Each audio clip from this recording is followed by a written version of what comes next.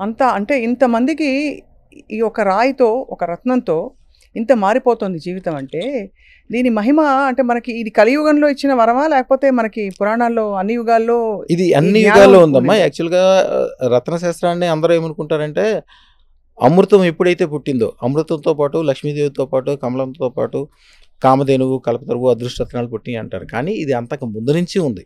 ఎందుకని అప్పటి నుంచి ఉందని అనుకుంటారంటే, కౌస్తుభమణి పాల సముద్రంలోంచి పుట్టి విష్ణుమూర్తి తీసుకోవటం వలన అదే అని అనుకుంటారు. కానీ అట్లా కాదు. ఇది భూమి పుట్టినప్పుడు భూమితో పాటే ఉన్నాయి ఇవన్నీ. కాకపోతే మోడిఫికేషన్ అంటే ఏంటి? ఎనర్జైజ్ చేయటం. ఇప్పుడు మీరు ఈ ఈ లోకం అంతా నడిచేది సిలికాన్ అంటే ఇసుకతో కదా నడిచేది. అవును. ఇసుకని ప్యూరిఫై చేయటం ద్వారా చిప్పు తయారు చేసి దాంతోటి ప్రపంచం మొత్తం నడిపిస్తారు. ఇసుకని మీరు డైరెక్ట్‌గా వాడారనుకోండి, అదేమన్నా ఉపయోగపడుతుందా? హ్మ్. ఉపయోగపడదు.